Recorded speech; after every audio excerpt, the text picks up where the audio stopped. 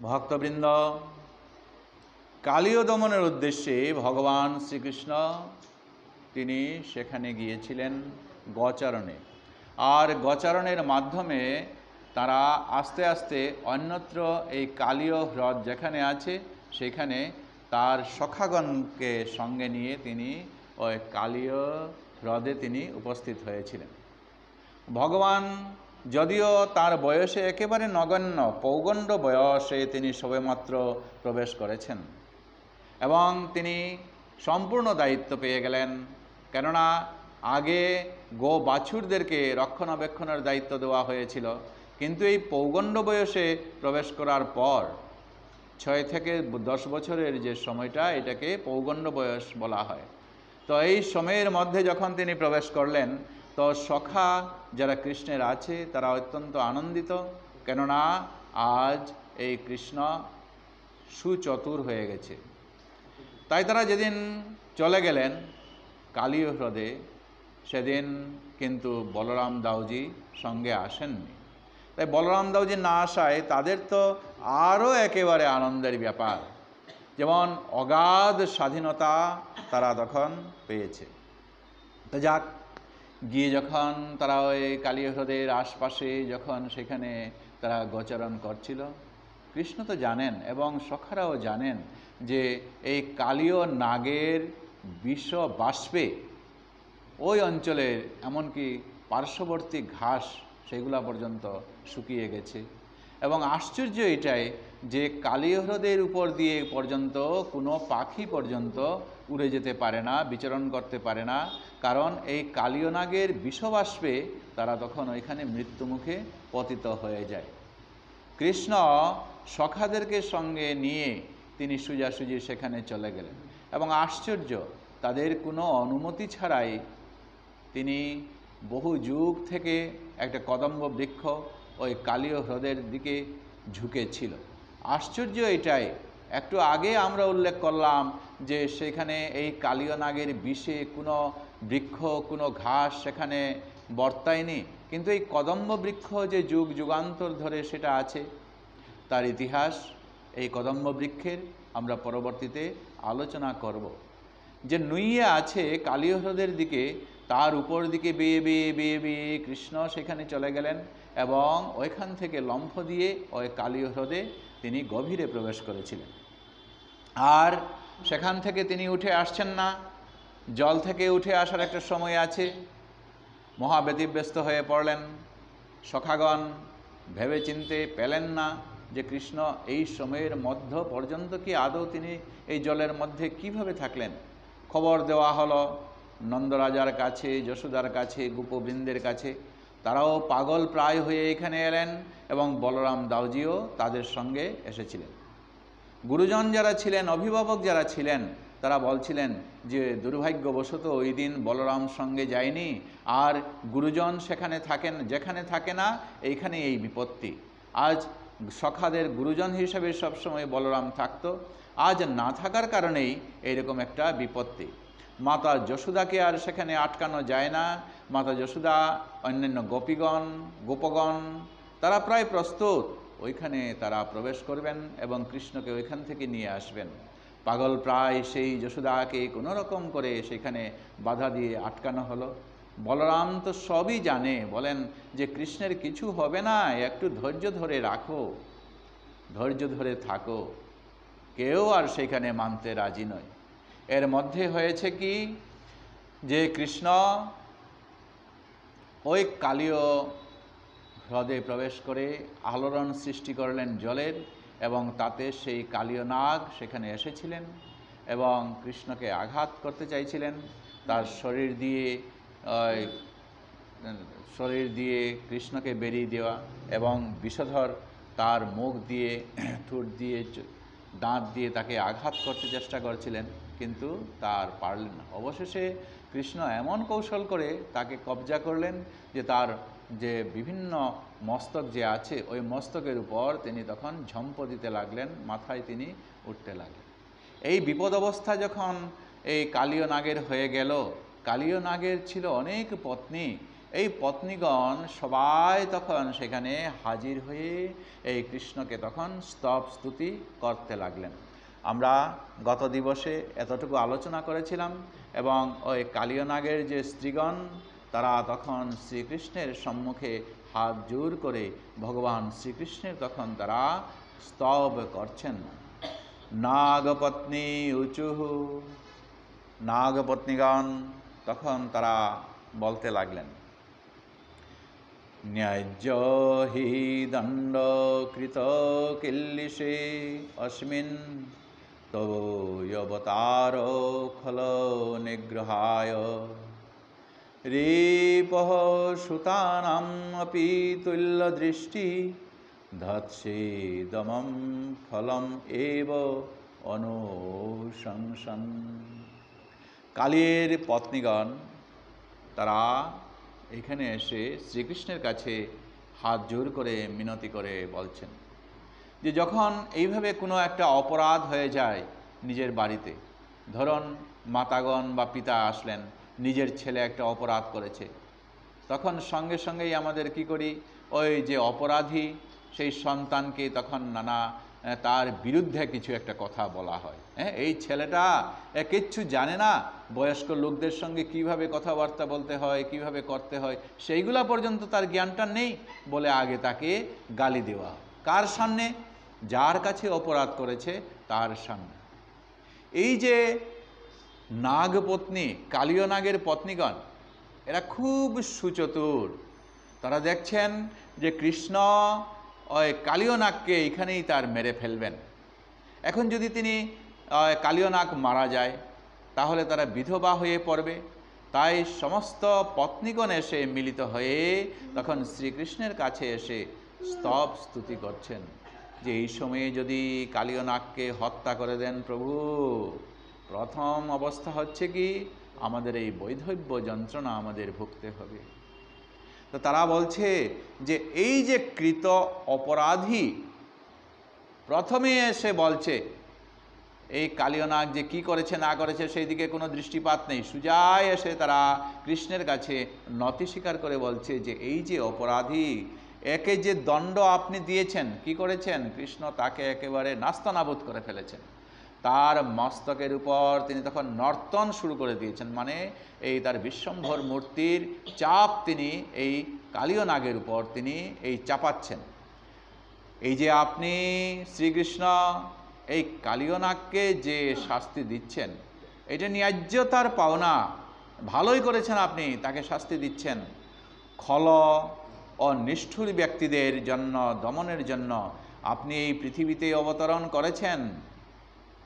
এবং সেই সঙ্গে বলছেন যে ওই ভগবান শ্রীকৃষ্ণ যেরকম অর্জুনকে তিনি জানিয়ে দিয়েছেন, যদা যদা হি ধর্মস্য গ্লানির্ভবতি ভারত অভ্যুত্থানম অধর্মস্য তদাত্মানং সৃজাম্যহম পরিত্রাণায় সাধুনাং বিনাশায় চ দুষ্কৃতম ধর্ম সংস্থাপনার্থায় সম্ভবামি যোগে যোগে।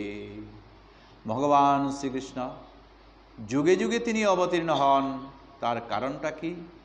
এই যে দুষ্টদের দমন এবং শিষ্টদের পালন করার জন্য। তাই আজ সেই কথাটাই এই নাগ পত্নীগণ উল্লেখ করছেন যে এই যে দুষ্ট কালীয় নাগ একে দমন করার জন্য, শুধু একে নয়, যারা দুষ্ট তাদেরকে দমন করার জন্য আপনি পৃথিবীতে অবতরণ করে থাকেন। আপনি এত নিরপেক্ষ, নিরপেক্ষ মানে কি?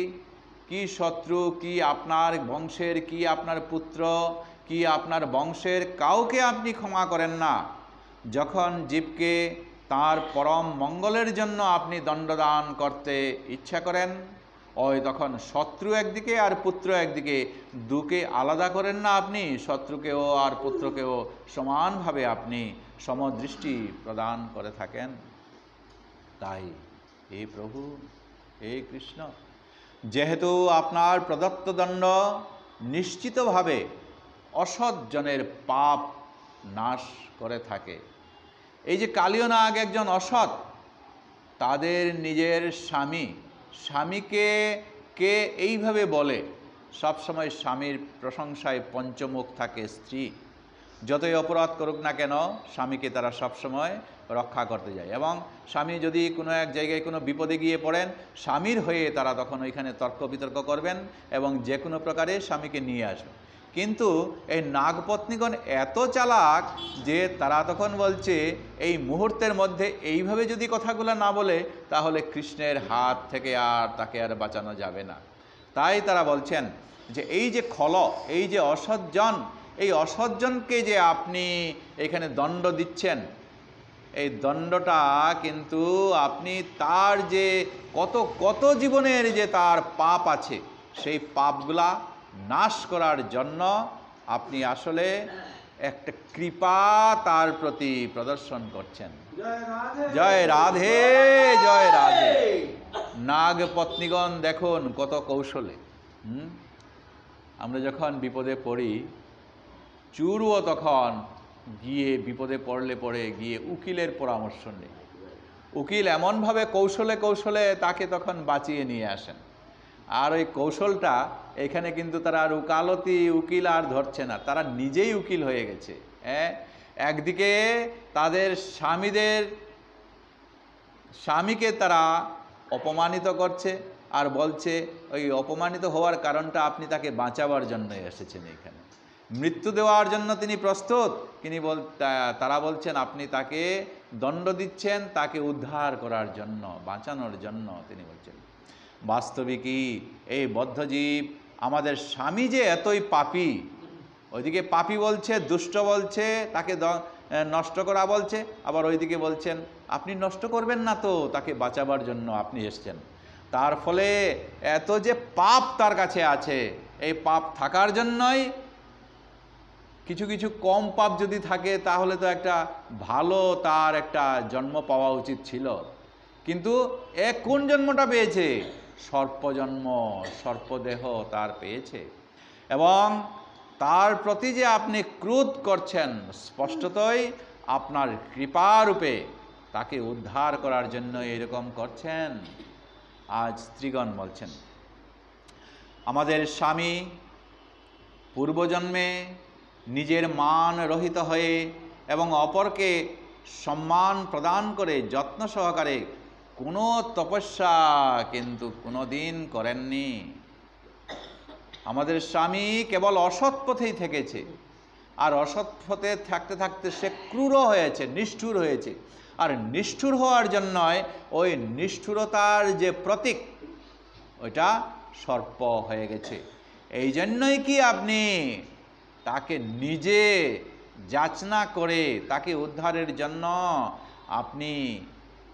উদ্ধারের জন্য এসেছেন। আপনি কি তার প্রতি সন্তুষ্ট হয়েছেন যে তাকে উদ্ধার করার জন্য আপনার যে চরণটা তার মস্তকের উপর দান করছেন? পূর্বজন্মে সর্বজীবের প্রতি যদি কারো অনুকম্পা আর যদি ধর্মীয় পথে যদি কেউ থাকে, তাহলে তো তাকে ভগবান কৃপা করেন।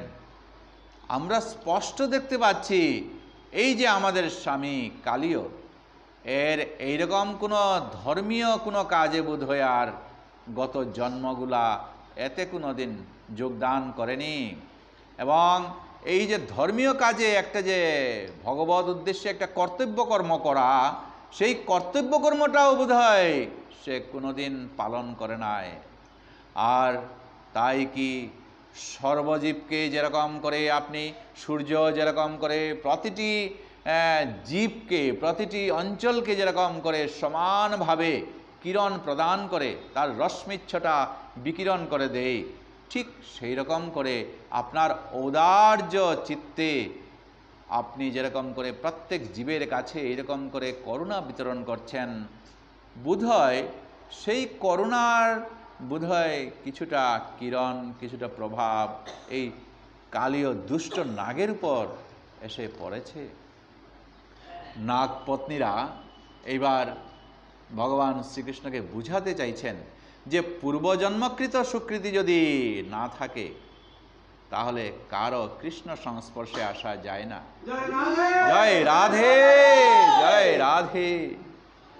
আর এই কলিযুগের মধ্যে শ্রী চৈতন্য মহাপ্রভু এই কারণে তার শিক্ষাষ্টকের মধ্যে একটাই তিনি পথ দেখিয়ে দিচ্ছেন, যদি কৃষ্ণপদে আশ্রিত হতে হয় তাহলে বৈষ্ণব হও। আর সেই বৈষ্ণবটা কীরকম?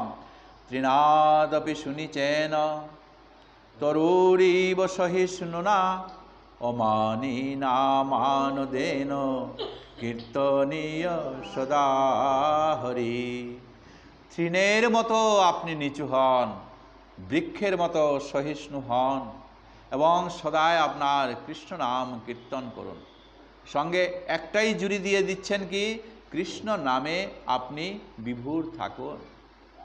তো এই পথে যদি কেউ অগ্রসর হয়, শ্রী চৈতন্য মহাপ্রভু কলির যুগে তিনি একটাই পন্থা, এক পথ তিনি দেখিয়ে দিচ্ছেন, যে সব সময় মান অভিমান সেইগুলো সম্পূর্ণ নিচে হন। হ্যাঁ, অপমান হলেও সেটা অপমানটা একেবারে ছেড়ে দাও, তাতে নিজেকে আর রাগ করার, নিজের সম্মান দেখানোর আর কোনো প্রয়োজন নেই। তৃণের মতো নিচু হন আর সহিষ্ণু হন। আর একটাই মনে রাখবেন, কি সঙ্গে রাখবেন, সেটা হলো ওই কীর্তনীয় সদা হরি, সদা অন্তরের মধ্যে মনে মনে কৃষ্ণ নাম, এরপরে সাধুর সঙ্গে কৃষ্ণ নাম শ্রবণ এবং কীর্তন, শ্রবণ কীর্তন স্মরণ, এই তিনটাই যেন থাকে। চৈতন্য মহাপ্রভু তাই বলছেন। তাই বিনম্রভাবে যদি আমরা এই হরে কৃষ্ণ মহামন্ত্র এই কলির যুগে যদি আমরা নিতে পারি, হরিনাম যদি আমরা অন্তরে আমাদের অভ্যাস যদি আমাদের শরীরে করতে পারি, তাহলেই সেটা হয়ে যায়। এবং এই কথাটা তো কৃষ্ণ অর্জুনকে গীতায় বলছেন, অভ্যাস করতে হবে। তো অভ্যাস যুগযুক্তেন চেতসা নান্যগামিনা পরমং পুরুষং দিব্যং ইয়াতি নাস্তত্র সংশয়।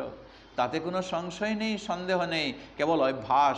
এই শ্বাস প্রশ্বাস যেটা আমরা চালাচ্ছি, শ্বাস যেটা নিচ্ছি, প্রশ্বাস যেটা আমরা ছাড়ছি, এই নেওয়া এবং ছাড়া, এটা কেবল চলতে আছে গতিকেই আমাদের জীবনটা। এই যে ছেড়ে দিলাম যেটা প্রশ্বাস, এটা যদি দ্বিতীয়বার যদি আমরা গ্রহণ না করি, তাহলে আমাদের এই জীবনটাই চলে গেল। তাই এই যে আমাদের কেবল এই যে নিত্য, কেবল একটা অনবরত ঘড়ির কাঁটার মতো টক টক টক টক করে যেটা চলছে, অনবরত সেটা চলছে, সেই যে ধ্বনি, যেটা হৃৎপিণ্ডের ধ্বনির সাথে, শ্বাসের সাথে, খেতে বসতে শুইতে, সেটা যেন আমরা অভ্যাস করতে পারি। নাম, ভগবানের যে কোনো একটা নাম যদি আমরা নিতে পারি, তাতে কোনো আসে যায় না, যে যেটা রুচি অনুসারে সেটা তার গ্রহণ করতে পারেন। আর সেটা যদি আমরা অভ্যাস করতে পারি, বেশ, তাহলে আস্তে আস্তে এই ভবসাগর থেকে আমরা উদ্ধার পেতে পারি। জয় রাধে, জয় রাধে। নাগ পত্নীরা আশ্চর্য হয়েছিলেন যে জঘন্যতম পাপ কার্য করার ফলে কালীয়, যদিও তার দেহটা সর্পদেহ প্রাপ্ত হয়েছে, তবুও সে আজ কীরকম করে আজ ভগবানের সংস্পর্শে এসেছে। শুধু তাই নয়, ভগবান তার শ্রী পাদবদ্ধ এই কালীয় নাগের মাথার উপরে তিনি, মস্তকের উপরে তিনি দান করেছেন। এত ভক্তদের কত বড় সৌভাগ্য যে জয় রাধে, জয় রাধে। ভগবানের শ্রীকৃষ্ণচরণ এত বড় একটা পাপী সে গ্রহণ করতে পারে। এই দুটা কিন্তু আপাত বিরোধী। আপাত বিরোধী কাকে বলা হয়? যে পাপী, তার তো আর ভগবান শ্রীকৃষ্ণের সান্নিধ্যে কখনোই যেতে পারে না। কিন্তু ভগবান এত কৃপাময় যে তিনি এত কৃপা করে এই কালীয় নাগকে তিনি কৃপা দান করলেন, যে শুধু কৃপা নয়, তার এই দর্শন তো দূরের কথা, তার শ্রীচরণটা এই ভগবান শ্রীকৃষ্ণ এই কালীয় নাগকে তিনি দিয়ে দিয়েছেন। হে প্রভু, আমরা জানি না, যার জন্য ভাগ্যদেবী অন্য সকল কামনা পরিত্যাগ করে ব্রত পরায়ণা হয়ে শত শত বৎসর ধরে তপস্যা করে আপনার সেই পাদপদ্ম রেণুর দ্বারা স্পর্শ লাভ করার যোগ্যতা যেই কালীয় নাগ যে পেয়ে গেল, কিভাবে তার অর্জিত হলো? নাগ পত্নীগণ তারা হাত জোড় করে এখন দেখুন একটা কথা, কেউ যদি একজনকে প্রশংসা করে তাহলে তিনি প্রশংসা শুনতে শুনতে শুনতে শুনতে তিনি কি হন? আস্তে আস্তে খুশি হয়ে যান। আরে ভগবানও কম না। এই ভগবানকে যদি কেবল এই ভগবানের কথাগুলা দিয়ে ভগবানকে যদি প্রশংসা করা হয় তাহলে ভগবানও কিন্তু খুশি হন। ওই যে ভগবানের যে প্রশংসা, ওইটাই হচ্ছে স্তব। ওই স্তব করছে এই নাগ পত্নীগুলা। এই নাগ পত্নীগুলা দেখুন নিজেরা এত শেয়ানা, তারা কি করছেন? তারা জানে যখন যে কোনো প্রকারেই হোক আমাদের মা বোনদের বিবাহ হয়ে যায়, ভালো স্বামীকে পেলে তো কৃষ্ণ ভজনকারী যদি একজনকে পেলে তা তো তার সৌভাগ্য। আর দৈবাৎ যদি ব্রহ্মার এই রাজজুটকে যদি তার অন্য এক অসৎ উপায়ের একজন স্বামীকে যদি পেয়ে থাকেন তাহলে তার কর্তব্যটুকু কি আজ এইখানে এই নাগ পত্নীগুলা দেখিয়ে দিচ্ছেন। আমাদের এই মানব জন্মের মধ্যে মাতৃগণ বোনগণ যারা স্বামীকে গ্রহণ করেন, স্বামী যদি কৃষ্ণ সঙ্গী যদি হয়ে থাকে, কৃষ্ণ সাধন ভজন করে থাকে তাহলে তো সেটা সৌভাগ্যের কথা। আর যদি অসৎ পথে যদি থাকে তাহলে কিভাবে তাকে কৃষ্ণ প্রাপ্তি ওই স্বামীকেও করাতে হয় সেটা আজ এই নাগ পত্নীগণ তাদের চতুরতা তারা এখানে দর্শন করাচ্ছেন।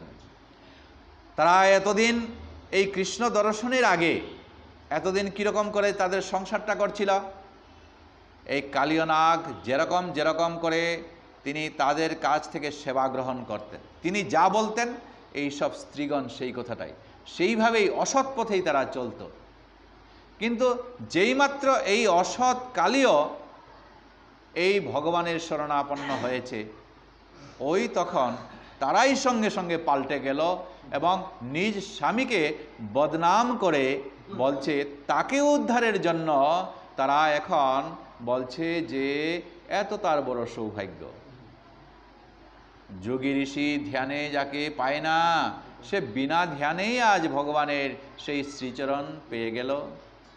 তাই তারা আজ একটা সুন্দর একটা শ্লোক ভাগবতে আছে, সেটাই বলছে, ন নাক পৃষ্ঠং ন চ সর্বভৌমং ন পরমেষ্ঠ্যং ন রসাধিপত্যং ন যুগো সিদ্ধির পুনর্ভবম বা বাঞ্ছন্তি ইয়ৎ পাদরজ প্রপন্না।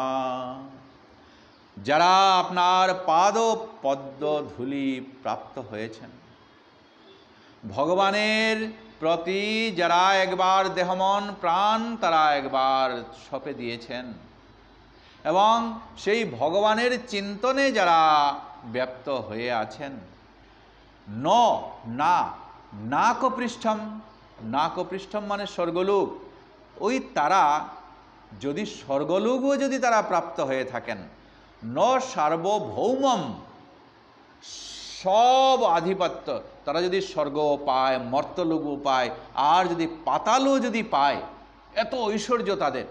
আর তাদের সোনা গয়নার কথাগুলো বাদ দিলাম, তারা যদি এই ত্রিভুবন যদি তারা পেয়ে থাকেন, ত্রিভুবনও ন পারমেষ্ঠ্যম, সেই পরমপদ মানে ব্রহ্মপদ, ব্রহ্মার তারা যদি সেই কৃপাও যদি পেয়ে থাকেন, ন রস আধিপত্যম, এই পৃথিবীর আধিপত্য তারা যেমন শাসন করতে পারে, তার কথায় সবাই চলতে পারে এরকম, ন যুগ সিদ্ধি অপূর্ণ ভবম, তার যুগসিদ্ধি, যুগ করার পরে ফলে সে যা চায় তাই হতে পারবে, এটাও যদি সে পায় কোনো এক ভক্ত, এবং তার যদি এই পুনর্জন্ম থেকে মুক্তি এটাও যদি হয়ে থাকে, অথবা বাঞ্ছন্তি ন, যদি কামনা করেন যার পাদপদ্মদের ধূলি যারা প্রাপ্ত হয়েছেন, ভগবানের এই যে কৃপা, ভগবানের এই যে আনন্দ রস যারা পেয়ে গেছেন, তারা স্বর্গলোক, ব্রহ্মপদ, এই ত্রিভুবন যদি পেয়ে থাকেন, তাহলে তারা এইগুলো সব তুচ্ছ তাদের কাছে মনে হয়। তারা এমনকি যুগসিদ্ধি বা মুখ্য বাঞ্ছা করেন না। তারা কি এমনকি ওই বৈকুণ্ঠ লোক, ভগবানের সৃষ্টি, সালুপ্য, সারুক্য, সামীপ্য, এইগুলা তখন হয়ে ওই ভগবানের কাছে তখন তারা চলে যায়, বৈকুণ্ঠ লোকে তারা চলে যায়, ভগবানের মতো আকৃতি হয়ে যায়, চার শঙ্খচক্র গদাপদ্ম পর্যন্ত তারা ধারণ করতে পারে, ভগবানের রং ধারণ করে ভগবানের সঙ্গে সবসময় তারা চলতে পারেন ভগবানের মতো। কিন্তু তারা ভগবান না, এত তাদের সেই কৃপাটা পেয়ে যাবে। কিন্তু এইগুলা পেয়েও তারা এইগুলা আর চান না, কখনোই তারা সেটা পেতে রাজি নয়। তাই বলছেন এই নাগপত্নীগণ, হে প্রভু, এই সংসার চক্রে ভ্রমত শরীরীন ইয়দিচ্ছত স্যাদি বিভব সমক্ষ। এই নাগরাজ কালীয় যদিও তমগুণে জন্মগ্রহণ করেছে এবং ক্রোধের দ্বারা নিয়ন্ত্রিত, তবু অন্যদের পক্ষে যা লাভ করা কঠিন সে তাই লাভ করেছে। তো এক সাত্ত্বিকতাই থেকে যদি কেউ থাকে তাহলে তার এরকম করে উন্নত হয়ে যায়। রজগুণ তমগুণে, আর এ তো একেবারে নিকৃষ্ট গুণ তমগুণে আছে, কেবল ক্রূরতা, কেবল অন্যের হানি, এইগুলা সে সবসময় চাইত। শুধু এই জন্মে নাগ হয়ে জন্মগ্রহণ করে, শুধু এই জন্মেই শুধু না, অন্য যে গত জন্মগুলা সেইগুলাও এইরকম করে ক্রূর নিষ্ঠুরতা হয়েছে। আর নিষ্ঠুরতার কারণে তমগুণে থাকতে থাকতে এই সর্পযোনি তার প্রাপ্ত হয়েছে। অন্যদের যা লাভ করা কঠিন, কি লাভ করা কঠিন? এই ভগবানের শ্রীকৃষ্ণ চরণ, সেটা লাভ করা কঠিন। আর সেইটাই আজ কেমনে কেমনে করে সেইটা প্রাপ্তি হয়েছে। কেবলমাত্র আপনার পাদপদ্ম পদরজ লাভ করা, এটা জন্ম মৃত্যুর চক্রে আবর্তিত এবং বাসনায় পরিপূর্ণ দেহধারী জীবগণের চক্ষুর সমক্ষে সকল মঙ্গল তার প্রকাশিত হচ্ছে। এত বড় আশ্চর্য! মায়ার কলুষতা থেকে নিজেকে মুক্ত করে পরম তত্ত্বের শুদ্ধ চেতনায় অধিষ্ঠিত হওয়া বদ্ধজীবের পক্ষে অত্যন্ত দুর্লভ। আর সেটা পাওয়ার জন্যই তো মানুষ এত চেষ্টা করছে। মানুষ মান এবং হুঁশ নিয়ে তার আস্তে আস্তে অগ্রসর হচ্ছে, এবং তার হুঁশটা কি? একটাই হুঁশ, সে হবে গোবিন্দচরণে আশ্রিত হওয়ার, সব কিছুই করবে। তার একটাই, তার হুঁশ মানে কি? জ্ঞান। তার একটাই জ্ঞান সবসময় তার শরীরের মধ্যে, তার মনের মধ্যে থাকবে, যে যেন সে গোবিন্দচরণে আশ্রিত হতে পারবে। জয় রাধে, জয় রাধে। এই মানব জন্ম পেয়ে তার মৃত্যুর আগে তার একটাই তার কল্যাণ করা উচিত। সেই কল্যাণটা কি? সে তার মানব জন্মে জন্মগ্রহণ করে সে যেন ভগবানের চরণ সান্নিধ্য লাভ করতে পারে। সেই তার প্রক্রিয়া, সেই তার চেষ্টা, তার অবিরত চালিয়ে যেতে হবে। ভাগবত তার নির্দেশ দিচ্ছে, এবং এই যে বৈদিক শাস্ত্রগুলা কিভাবে করলে ভগবত পদে আশ্রিত হওয়া যায়, আর সেইটাই তার পন্থা পথ দেখিয়ে দিচ্ছে। কালীয়নাগ এই আশীর্বাদ অর্জন করেছিল কারণ ভগবান তার পাদপদ্ম চিহ্ন তার মস্তকে রেখে ভগবান স্বয়ং তিনি নৃত্য করছিলেন। আমরা বদ্ধজীবীরা যদিও আমাদের মাথায় ভগবানের নৃত্যের কৃপালাভ করতে পারি না, কেউ কি আমরা সেটা আশা করতে পারি যে আমরা তো ওই ক্রূর সর্প থেকে আমাদের আরও উন্নত জীবন আমাদের চেষ্টা করছি। আমাদের এই প্রচেষ্টায় কেন ভগবান যদি ওই সাপের উপরে তিনি তার মস্তক রেখে নৃত্য করেন, তো তার চেয়ে তো আমরা ভালো ভালো কাজগুলা করি, কত আমরা পুণ্য কাজগুলা করি। ভগবান তো নিশ্চয়ই তাহলে আমাদের মাথার উপরে সে নৃত্য করবেন। কি সেটা সম্ভব? আমরা সেটা কল্পনাও করতে পারি না। কিন্তু নাগপত্নীগণ বলছেন, হাই রে কালীয়, কত তোমার সৌভাগ্য! স্বয়ং ভগবান শ্রীকৃষ্ণ তোমাকে যে শুধু মৃত্যুদণ্ড দিচ্ছেন এমন কোনো কথা নয়, যে তোমার মস্তকে এই শ্রীকৃষ্ণের চরণ যে দিয়ে দিয়েছেন। আমরা ভগবানের প্রতিনিধি, সদ্গুরুর মাধ্যমে পরম তত্ত্বের পরম পাদপদ্ম ধূলি লাভের আশা আকাঙ্ক্ষা কেবল আমরা করতে থাকি। জগতের দুঃখ কষ্ট, জগতের অজ্ঞতা সব কিছু আমরা এইগুলা সামাল দিয়ে আমাদের এই জীবন সংগ্রামে থাকতে থাকতে আমরা চেষ্টা করি যেন ভুলে না যায় এই ভগবৎ পথ, যেন ভগবানকে আমরা ভুলে না যায়, চিরকালের জন্য যেন আমরা মুক্ত হয়ে ওই কৃপা ভগবানের কাছ থেকে যেন আমরা লাভ করতে পারি। সেইটাই তো মানুষের একমাত্র প্রচেষ্টা চালাচ্ছি। কিন্তু তার কোনো ছিটে ফুটাও নেই, নামগন্ধও নেই। আর হঠাৎ করে ভগবান শ্রীকৃষ্ণ তাকে এত কৃপা করেছেন। অন্তর্যামী রূপে সমস্ত জীবের হৃদয়ে তো ভগবান বিরাজমান। সর্বব্যাপক পরমেশ্বর ভগবান, আপনাকে আমরা আমাদের প্রণাম নিবেদন করছি। দেখুন, আমরা এই সর্পজনী পেয়েছি, আর এই ক্রূর কালীয় নাগের পত্নী আমরা, সে যেভাবে আমাদেরকে করতে বলছে আমরা এই ক্রূর কাজগুলা সবই আমরা করে নিচ্ছি। কি করব? আমাদের উপরে তো স্বামী আছেন, স্বামীর আজ্ঞাই তো এই জড়জগতের মধ্যে চলতে হয়। কিন্তু আপনি তো পরম স্বামী। স্ত্রীদের বলা হয় দুই স্বামী। তো কি, এক জড়জাগতিকের স্বামী, আর সেই চিরন্তনের জন্য স্বামীকে সেই প্রকৃত যেই পরম পিতা তিনি হচ্ছেন। তাই আমাদের প্রধান কর্তব্যটা কি, এই যে স্বামী যিনি প্রকৃত আছেন তিনি তো বড়জোর যদি যায় আমাদের তার শত আয়ু পরমায়ু এর মধ্যে, কিন্তু যার সান্নিধ্যে আমরা আছি সেই পরম পিতা ভগবান, সেই পরম স্বামীর তার পরমায়ু কি, এই আমাদের কত কত জন্মের পরও তিনি তখন এইভাবে আমাদেরকে নাচাচ্ছেন, তার অধীনে আমরা আছি। তো বলছেন আপনি তো আমাদের পরম স্বামী। এই স্বামী তো সাময়িক সময়ের জন্য আমরা এই কালীয় নাগকে স্বামী হিসাবে আমরা পেয়েছি। যদিও আপনি সব কিছু কারণ, তবুও আপনি পরমাত্মা রূপে আমাদের এই জড় কার্য, এই জড় সব কিছু আছে, এতে আমরা পরম স্বামী আপনার কাছে কৃপা প্রার্থনা করছি যে আপনি কাল স্বরূপ, কাল শক্তির আশ্রয় এবং সর্বকালের সাক্ষী। আপনি কাল হয়ে আপনি কি করেন, এই জগতের জীবকে আপনি নিয়ন্ত্রণ করেন। ওই মহাভারতের একটা যখন যুধিষ্ঠির মহারাজ পক্ষীরাজের সান্নিধ্যে গেলেন, তখন ধর্মরাজ পক্ষী হয়ে তাকে পরীক্ষা করছিলেন। কাচ বার্তা কিম আশ্চর্যম,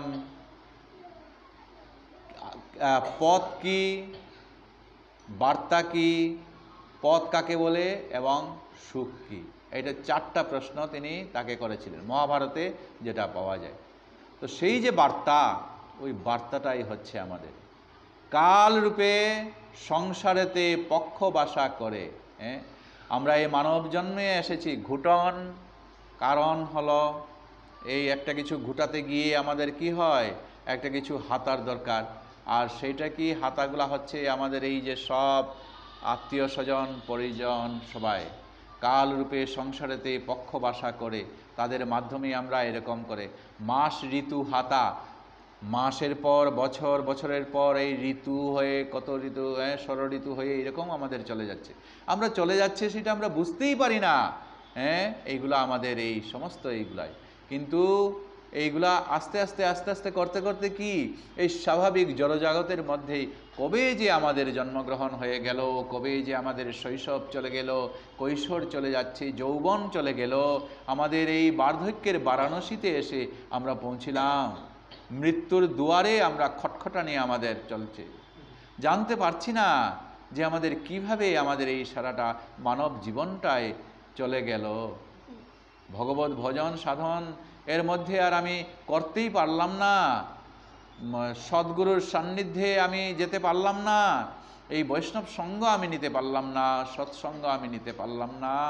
হাই, এইভাবেই কাল।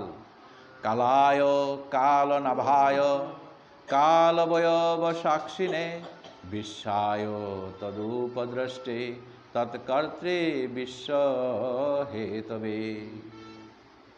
আপনি বিশ্বরূপ এবং ভিন্নভাবে বিশ্বদ্রষ্টাও, আপনি স্রষ্টা এবং নিখিল কারণস্বরূপ। পরম পুরুষোত্তম ভগবান যদিও বিভিন্ন অবতারে তিনি আবির্ভূত হয়েছেন, তবুও তিনি কাল দ্বারা কখনোই নিজেকে তো সীমাবদ্ধ হন না, কারণ তিনি স্বয়ং কাল স্বরূপ, কালের আশ্রয় এবং সর্বকালের তিনি সাক্ষী। নম প্রমাণমূলায় কবয়ে শাস্ত্রয়ুনয়ে প্রবৃত্তায় নিবৃত্তায় নিগমায় নমো নমঃ। আজ তারা স্তব স্তুতি করছেন ভগবান শ্রীকৃষ্ণের সান্নিধ্যে হাত জোর করে, যিনি সকল নির্ভরযোগ্য প্রমাণের ফলস্বরূপ, মূল স্বরূপ, দিব্য শাস্ত্র আদির উৎস রচয়িতা স্বরূপ, যিনি ইন্দ্রিয় প্রবৃত্তি ভোগ নিবৃত্তিমূলক প্রবৃত্তি আর নিবৃত্তিকে যিনি এই নিয়ন্ত্রা হিসেবে বৈদিক শাস্ত্রের মাধ্যমে যিনি স্বপ্রকাশিত হয়ে আছেন। হে কৃষ্ণ, আমরা নমো নম বারবার তোমাকে আমরা প্রণাম নিবেদন করছি। আমাদের উপলব্ধি করার প্রত্যক্ষ চেতনা, ধারণা, ক্ষমতা আমাদের নেই, কারণ যুগী ঋষিরা পর্যন্ত আপনাকে জানতে পারে নাই, আর আমরা তো ক্রূর সর্প, সাপকুলে আমরা জন্মগ্রহণ করেছি। তাহলে দৃঢ় প্রত্যয় ভগবত ভজন সাধন, সেটা তো আমাদের কিছুই জানা নেই। জ্ঞান, ধারণা, অটল প্রত্যয় যে ভগবানের সান্নিধ্যে কিভাবে যেতে হয়, সেই সব জ্ঞান তো আমাদের নেই। ভগবান শ্রীকৃষ্ণ স্বয়ং পরম বিজ্ঞ ও বুদ্ধিমত্তা সম্পন্ন, আমরা শুধু এইটুকু জানি। এবং তিনি কৃপা বলে যদি আমাদেরকে কৃপা করেন, তাহলে আমরা এই ভগবত সান্নিধ্যে আমরা অগ্রসর হতে পারব। বহুবিধ উপায় আছে ভগবানের সান্নিধ্যে যাওয়ার, আমরা তার একটাও কণামাত্র আমরা জানি না, কারণ আমরা ক্রূর সর্প। যত কিছু সব ক্রূরতা এই সর্পের কাছে দেওয়া হয়েছে। আর কিছু জানি না, কেউ যদি একটা ভালো বলতে চায়, ভালো একটা যদি করতে চায়, ফস করে দিয়ে দেই। কেউ যদি দুধ দিয়ে দেই, দুধ যে দেই ওই তাকে ফস করে দিয়ে দেই। ক্রূরতা ছাড়া আমরা আর অন্য কিছু জানি না। আমরা নম কৃষ্ণায় রামায় বসুদেব সুতায় চ প্রদ্যুম্নায় অনিরুদ্ধায় সত্যতাং পতয়ে নমঃ। আমরা বসুদেবের পুত্র শ্রীকৃষ্ণ ও শ্রীরামের প্রতি এবং শ্রী প্রদ্যুম্ন ও অনিরুদ্ধের প্রতি আমাদের প্রণাম নিবেদন করি। প্রদ্যুম্ন অনিরুদ্ধ ওই ভগবানেরই একটা অংশ।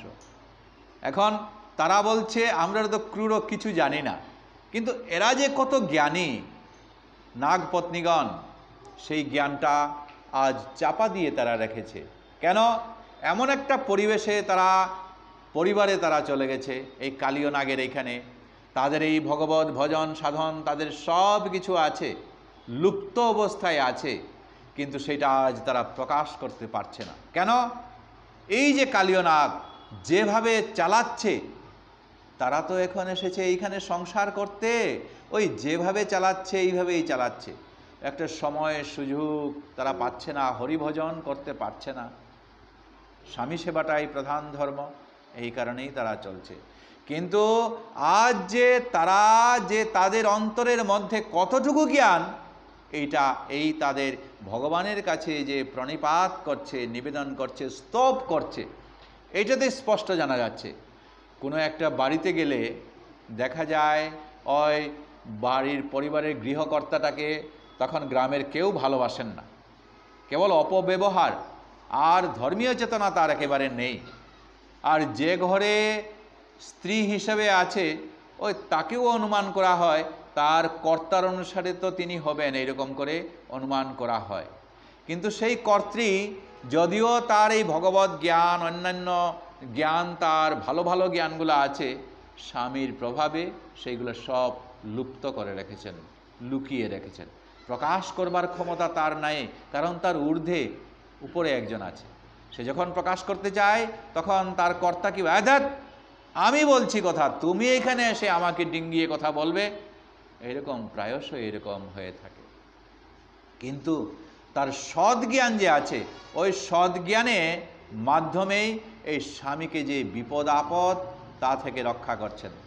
আগে আমরা উল্লেখ করলাম সংসারের যত জারণ, এই জারণটা রক্ষা করছে এই মাতৃদেবী স্ত্রী। তাই তাকে বলা হয় কি, জায়া। এবং এই স্বামীকে এই যে পতন থেকে রক্ষা করছে, এই জন্য ওই স্ত্রীকে বলা হচ্ছে পত্নী। আবার এই পত্নী স্ত্রী যখন স্বামীকে ধর্মপথে অগ্রসর করিয়ে দিতে পারেন, তখন তিনি হলেন ধর্মপত্নী। আজ এই যে ধর্মপত্নীগণ এমনভাবে তারা কৌশলে কৌশলে ভগবানের প্রশস্তি, ভগবানের স্তব করে করে ভগবানকে আনন্দ দান করে তারা নিয়ে আসছেন। প্রকারান্তরে কি, এই কালীয় নাগের জীবনটা তারা রক্ষা করতে চলেছেন। তারা বলছেন, হে স্বামীকে যদি নিয়ে যাও, হে পরম স্বামী, আমরা জড়জাগতিকের এই স্বামীকে আমরা হারাবো, বিধবা হব। আর বিধবা যদি হয়ে যায়, আমাদের কেবল ক্রন্দনেই, আমাদের কেবল ওই স্বামীর স্মরণেই আমার জীবনটা চলে যাবে, কিন্তু এই পরম স্বামীর ভজন সাধন তো আমরা আর করতে পারলাম না। তুমি আমাদেরকে একবার দৃষ্টি নিক্ষেপ করো। নমো গুণ প্রদীপায় গুণাত্মচ্ছাদনায় চ গুণবৃত্তুপলক্ষায় গুণদ্রষ্ট্রে স্বয়ং বিদে। গুণ, জড়া প্রকৃতির যে গুণ কি, সত্য, রজ, তমগুণ, এই তিনটা গুণ ভক্তি ও পারমার্থিক সিদ্ধির জন্য কেউ এরকম করে তার ওই চমৎকার গুণগুলি তার পাওয়া দরকার। সেটা কি, সত্যগুণ তার পাওয়া দরকার। মন ও বুদ্ধির মতো অন্তরের ইন্দ্রিয় সমূহ সেগুলো সব জাগরিত করা। তো এখানে বলছেন গুণ প্রদীপায়। প্রদীপায় শব্দটার কি, প্রদীপ মানে কি, জ্বললে পরে আলো বিতরণ করে, ঠিক সেই রকম করে যিনি প্রকাশ করেন, আলোকপাত করেন। নমো গুণ প্রদীপায়, যে সেই গুণগুলা আস্তে আস্তে প্রকাশ করিয়ে দিতে পারেন, সেই ভগবান শ্রীকৃষ্ণ। তাই এখানে নাগপত্নীগণ ওই পরমেশ্বর ভগবানের উদ্দেশ্যে, শ্রীকৃষ্ণের উদ্দেশ্যে তারা বলছে যে, হে প্রভু, তুমি তো জড় ও চিন্ময় গুণাবলী প্রকাশ করছো, সত্য, রজ, তম আদি প্রকাশ করছো। এই যে প্রকাশ করছো, এইগুলার সত্যতেও কোনো ভক্ত থাকেন, রজতেও কোনো ভক্ত থাকেন, তমতেও কোনো ভক্ত থাকেন, কারণ তুমি প্রকাশ করে ফেলেছ। আর দুর্ভাগ্যবশত আমরা এই তমগুণে থেকে গেলাম। এখন তোমারই গুণ, আর ওইটাতেই আমরা থাকলাম বলে আমাদের এই প্রণিপাত তুমি গ্রহণ করবে না। ঠিক কেউ যদি এইভাবে যথাযথ বুদ্ধিমত্তার মাধ্যমে জড়গুণাবলীর ক্রিয়া সম্পর্কে তারা যদি এইভাবে গবেষণা করে, নাগপত্নীগণ কিন্তু খুব চালাক, গবেষণা করে আজ তারা বলছে যে এইগুলো তো তুমি সব দিয়েছ। হ্যাঁ, বাজার থেকে যখন গৃহকর্তা বাজারের জিনিসগুলো নিয়ে আসেন, ওইগুলো পাক করে দেওয়া হলো। দেওয়ার পর যদি কেউ যদি খেয়ে বলে, গৃহকর্তা যদি গন্ধ, আরে এইটা তো আপনি নিয়ে আসছেন, হ্যাঁ আপনার এই সত্য রজ তম গুণ তো আপনারই, কোথায় আমাদেরকে দোষ দিয়ে কি লাভ, যেটা দিলেন ওইটাই তো দিয়ে দিলাম আপনার। তোরা বলছে আমরা তমগুণে আমরা আছি, তো তমগুণে থেকে আমরা আপনাকে স্মরণ করছি, আপনি কি আমাদেরকে গ্রহণ করবেন না? ওই বুদ্ধিমত্তার সঙ্গে তারা এইভাবেই পরিচয়টা দিচ্ছে। তো অবিকৃত বিহারায় সর্বব্যাকৃত সিদ্ধয়ে ঋষিকেশ নমস্তে অস্তু মৌনয়ে মৌনশীলিনে। হে অচিন্ত মহিমাময় লীলা সমন্বিত ভগবান, ঋষিকেশ, আপনাকে আমাদের প্রণাম নিবেদন করছি।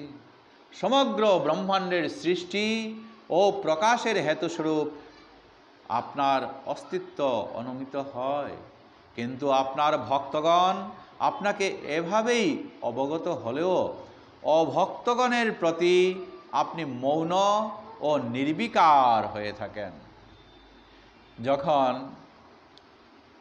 পিতা পুত্র যখন ভারী অন্যায় করে ফেলেন, অথচ তাকে দণ্ড প্রদান করলে সেই দণ্ড সে সহ্য করতে পারবেন, পিতা তখন সহ্য করতে না পেরে কি করবে, তার ব্যত্র নিয়ে এসে মারবার জন্য আসবেন, আর মারতে পারবেন না, কারণ ওই আঘাত যদি করেন এই সন্তানের একটা ক্ষতি হয়ে যাবে।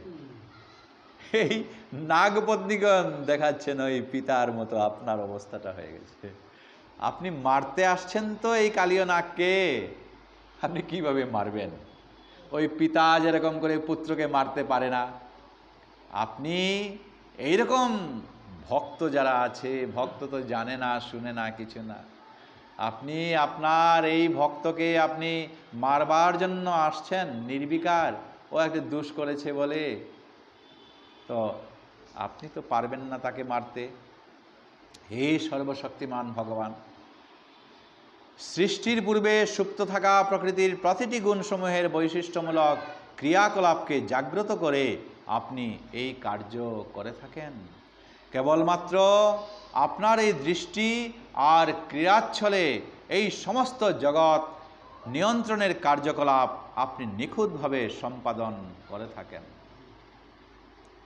খেলিছয় বিশ্বলয়ে বিরাট শিশু আনমনে আপনি খেলা করছেন। হ্যাঁ, আপনি এই দৃষ্টি দিচ্ছেন কে কোথায় কি করছে না করছে, আর আপনি চাইছেন এই ভক্তগুলা যেন আমার কাছে আসে, ভক্তগুলা যেন, এরা কবে ভক্ত হবে, এরা আসবে, এই ভক্তগুলা জানে না কিছু, ওরা কখন আপনার কাছে আসবে, এই যে চিন্তা, এটা ওই ভক্তের কাছ থেকে আপনার এই চিন্তাটা বেশি। চুম্বক যেরকম লোহাকে আকর্ষণ করে, লোহার কাছে গেলে তখন দেখা যায় লোহারও আকর্ষণ শক্তি হয়ে গেছে, চুম্বকের তো আকর্ষণ শক্তি আছেই। এই লোহার কি আগে আকর্ষণ শক্তি ছিল? আগে ছিল না, কিন্তু আপনার সংস্পর্শে এসে সে এখন চাইছে ওই লোহাটা আপনার চুম্বকের দিকে যেতে। আচ্ছা, লোহাটাকে যদি এক জায়গায় স্থিতি করে আপনাকে এইভাবে যদি পাশে নিয়ে রাখা যায়, চুম্বকটা তখন কি হবে? তখন ওই লোহার দিকে চলে যাবে। ভগবান আপনি ভক্তের দিকে যাবেন না, ভক্তকে আপনি উদ্ধার করবেন না? নাস্তিকেরা তো এরকম করে কত প্রশ্ন করতে পারে যে পরমেশ্বর ভগবান কেন জন্ম সংরক্ষণ মৃত্যুপূর্ণ এই জড়জগৎ তিনি সৃষ্টি করেছেন, কই ভগবান বলে তো আমরা দেখতে পাচ্ছি না। তো নাগপত্নীরা এইটাই উল্লেখ করছে যে ভগবানের লীলা অমোঘ, এইটা সাধারণ মানুষ বুঝবে না। কোনো রকম অসঙ্গতির অতীত, যে সঙ্গতি নিয়ে যেভাবে যে এইটা হওয়া উচিত এইটা হওয়া উচিত এরকম করে, এইটা আমরা ধরতে পারি। এই কালকে যত আমরা গরমে ছিলাম, কেউ কল্পনা করেছে হঠাৎ এক ঝড়ি বৃষ্টি হয়ে আমরা ঠান্ডা হয়ে যাব? এইটা আমরা কল্পনা করতে ঠিক যেরকম পারি না। এই ভগবানের লীলা অপার, তাই আপনি যে কি করবেন এটা আমরা বুঝতে পারি না। নাগপত্নীগণ বলছেন আপনি বোধহয় এসেছেন এই দুষ্টটাকে উদ্ধার করার জন্য, আমরা জানতে পারলাম এইটুকুই, আর তো আর অন্য কোনো কাজ আপনার নাই। ভাগ্যবান বদ্ধজীবেরা ভগবানের প্রেমময়ী সেবক রূপে তাদের প্রকৃত মর্যাদা, ভগবানের প্রকৃত মর্যাদা স্মরণ করে করে আস্তে আস্তে তারা উত্তরণ মানে তারা অগ্রসর হয়ে যান। আমরা স্তম্ভিত হয়ে গেলাম যে এই কলুষতায় থাকা ক্রূর এই সর্পটাকে কিভাবে আপনি তাকে ভগবত ধামে ফিরিয়ে নিতে চাইছেন। ভগবান এখনও কোনো কথা বলেন নাই, তারা বলছে যে এই ক্রূরটাকে আপনি ভগবত ধামে ফিরিয়ে নিচ্ছেন। দেখুন এত তার স্তব করছেন, ভগবান তখন বাধ্য হয়ে মুচকি মুচকি হাসছেন, যে একটু কাউকে যদি একটু প্রশংসা করা হয় ও তখন গলে যায়। হ্যাঁ, তো ভগবানও তো, ভগবানকেও যদি একটু প্রশংসা করা হয়, যতই বলি না কেন আমরা, ভগবানও আস্তে আস্তে কিন্তু এই নারীগণ এত কৌশলে এই ভগবানকে তারা মানিয়ে নিচ্ছেন, তারা এইভাবে। সুতরাং ত্রিভুবন ব্যাপী সকল জড়দেহগুলি সত্যগুণে শান্ত, রজগুণে অশান্ত, তমগুণে যারা মূঢ়, সবাইকে আপনি প্রভু আস্তে আস্তে নিয়ে যাচ্ছেন। এই ক্রূর কালিয়ের আপনি অপরাধ ক্ষমা করুন। কি করবেন? আমরা ওকে বারবার বুঝিয়েছি আমরা, কৃষ্ণ স্মরণ করে। আধ্যাত্ম কৃষ্ণের কথা তো শুনেই না, আজ এখন ফাফড়ে পড়ে গেছে, বাধ্য হয়ে গেল। চুরকে যখন তার দুহাত বন্ধন করা হয় তখন এইদিকে সেই দিকে, বা উগ্রপন্থীকে যখন তার দুহাত বন্ধন করা হয়, হাতে পায়ে শৃঙ্খল দেওয়া হয়, তখন পুলিশ যা বলে সেইটাই তো উগ্রপন্থী করে। এখন ওই উগ্রপন্থীটা আপনার কাছে ধরা পড়েছে, আপনি যা বলবেন ওইটাই করবেন। আমরা সঙ্গে সঙ্গে কি, সে তার চুলকায়, ওইটা চুলকাতে পারবেন না, বলবেন আমরা স্ত্রীগণ আছি, একটু ওই পিঠটা একটু চুলকিয়ে দাও, আমরা চুলকিয়ে দেব। মাথায় গরম হচ্ছে, একটু বাতাস দাও, একটু দিয়ে দেব, এইটুকুই। কিন্তু আপনি যদি আমাদেরকে দূর করে দেন, আমরা তার পাশেও যেতে পারবো না। দেখুন কি করব আমরা। অপরাধ তার ক্ষমা করুন হে ভগবান, দয়া করে কৃপা প্রদর্শন করুন। আমাদের মতো স্ত্রীগণের জন্য অনুকম্পা অনুভব করা সাধুগণের পক্ষে উপযুক্ত। সাধুরা যদি হয়, সঙ্গে সঙ্গে তারা ক্ষমা করে নেন। এই নাগ প্রাণ ত্যাগ করতে চলেছে, এত তার মৃত্যু হতে চলেছে। দয়া করে আমাদের জীবন, আত্মস্বরূপ আমাদের পতিকে আপনি ফিরিয়ে দিন। এখন আপনার দাসী স্বরূপ আমাদের দয়া করে বলুন আমাদের কি কর্তব্য। ও তো এখন আপনার কাছে দোষ করেছে, দোষীর হয়ে আমরা ক্ষমা প্রার্থী। এখনো এতগুলা বলতে বলতে এখনো পর্যন্ত কিছু একটা কথা বলছে না। হ্যাঁ, ও যদি বলতো আপনি সঙ্গে সঙ্গে হয়তো ক্ষমা করে দিতেন, কিন্তু এখনো এই নিষ্ঠুর ব্যক্তিটা নিজে এত ক্রূর হয়ে আছে, তার মুখ দিয়ে কিছু আপনার কাছে ক্ষমা চাইছে না। বিশ্বস্তভাবে যিনি আপনার আজ্ঞা পালন করেন, তিনি অবশ্যই আপনা থেকেই সকল ভয় থেকে মুক্ত হন। কালিয়ের পত্নীগণের শরণাগতি এখন সম্পূর্ণ হলো। দেখছে যে এখন আর উপায় নেই, তারা নিজেরাই শরণাপন্ন হলো ভগবানের কাছে। এইভাবে নাগ পত্নীগণ প্রত্যেকেই তখন ভগবানের শরণাপন্ন হলেন। তখন স্ত্রীগণ শরণাপন্ন হলো। কালিও এইবার তার জ্ঞান এসে গেল। উগ্রপন্থী ধরা পড়েছে, কি আর করবে? কালিও বলছে যে সর্পরূপে আমার জন্মই তো আমাদের স্বভাব। কৃষ্ণ তামসিক প্রকৃতিও ক্রোধশীল করেছে। আমি সাপ হয়ে জন্মগ্রহণ করেছি, যে অসৎ স্বভাবের দ্বারা মানুষ পরিচিত হয়, আর অসৎ স্বভাবটাই সবগুলাই আমার কাছে দেওয়া হয়েছে। এই যে সর্পজনী, এটাতে আমার পরিচয়বদ্ধ স্বভাবটা কি, এটা তো আমি ত্যাগ করতে পারি না। তাই কাউকে যখন, কোনো এক সাধুকে যখন সম্বোধন করি, তখন সাধারণ মানুষ কি আগে প্রণাম নিবেদন করেন, তাকে আপ্যায়ন করেন। আরে এইটা তো আমার জানা নাই। আমার আপ্যায়নটা কীরকম করে? আগে পাশে যদি আসে ফস করে একটা ছুবল দেওয়া, এটাই আমার আপ্যায়ন। কারণ আপনি জগৎ সৃষ্টি করেছেন, ওই জগতের একেবারে ক্রূর যে জগতের জীব, সেইটাই আমি এখন পেয়েছি। যেহেতু তার দুর্দশাগ্রস্ত অবস্থার জন্য কালীয় ভগবানের জন্য মৌলিক এই স্তব কথাটা তিনি বলছেন। নিজের দেহ, অন্যের দেহ, আর অসংখ্য জড় ইন্দ্রিয়ের যে দেহ তারা পেয়েছে, এইগুলা কি করবে? ওই আপনি কৃপা করলেই না এটা হয়ে যাবে। আমার নৈরাশ্য, হতাশা, মানসিক শারীরিক যন্ত্রণা, এই যে বাস্তব ঘটনা, আমি এই কালীয় নাগে এটা কি আর করব? আমি যে স্বভাবটা পেয়েছি ওইটাই আমার করে ফেলেছি। হে পরম স্রষ্টা, তো আপনি আমাকে ক্ষমা করুন। হে পরমেশ্বর ভগবান, দুস্তজ আপনার মায়িক শক্তির দ্বারা আমি মোহিত। আমরা কিভাবে নিজেরা এই স্বভাবটা ত্যাগ করব? জানি না। ভবান হি কারণম তত্র সর্বজ্ঞ ঈশ্বর জগৎ ঈশ্বর অনুগ্রহম নিগ্রহম বা মন্যসে তৎ বিধেহীন। হে ভগবান, যেহেতু আপনি সর্বজ্ঞ, জগৎ ঈশ্বর, জগতের নাথ জগন্নাথ আপনি, তাই আপনি মায়া থেকে মুক্তির প্রকৃত কারণ। দয়া করে অনুগ্রহ এবং নিগ্রহ যা আপনি সঠিক বিবেচনা করেন আমার জন্য, তাই আপনি বিধান করুন। আমি তো আপনার কাছে বন্দী, বন্দীকে যে ধরে ফেলেছে তার কি করা কর্তব্য আপনি তাই করুন। আমাদের ভারতবর্ষের নীতি আছে, পুরুকে যখন আলেকজান্ডার নিয়ে এলেন ধরে, তখন আলেকজান্ডার তাকে জিজ্ঞেস করেছিলেন যে আপনি কি ব্যবহার আমার কাছে প্রত্যাশা করেন। একজন রাজা, রাজার কাছে রাজোচিত ব্যবহারই আমি চাইছি।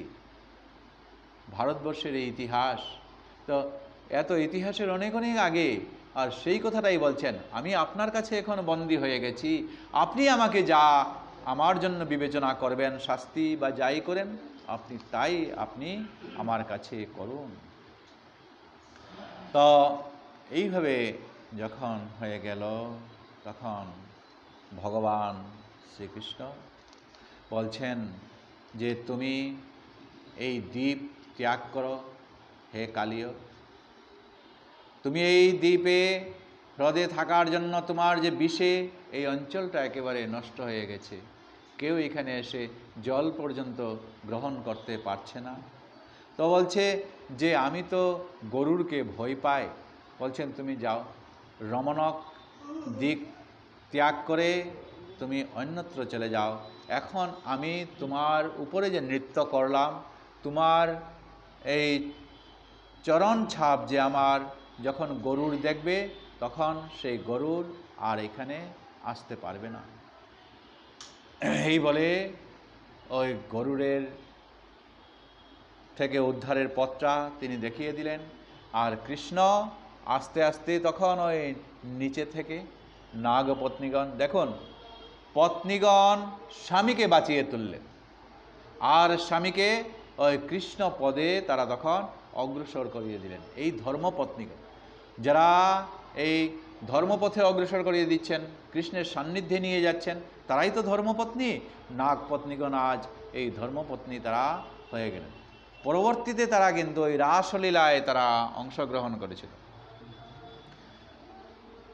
3 ধরনের যে ছিল রাসনৃত্যে, ওই এরাই পরে এগুলা আলোচনা হবে আর কি। ওই নাগকন্যা ওই এরাই ছিল রাসলীলায়, তারা গোপী হয়ে পরবর্তীতে জন্মগ্রহণ। তাই কৃষ্ণ এই কালীয় নাগের উপরে ওঠে, তখন আস্তে আস্তে ওইদিকে তো মহাহাহাকার বাহিরে হয়ে আছে, কৃষ্ণ কি অবস্থা হবে কি অবস্থা হবে বলে তারা সবাই ওইখানে ঝাঁপ দিতে চাইছে। বলরাম বলছেন আরে তোমরা কৃষ্ণকে জানো, কৃষ্ণের কিছু হবে না, আসবে। আর কৃষ্ণ তখন আস্তে আস্তে আস্তে আস্তে তখন আসছেন।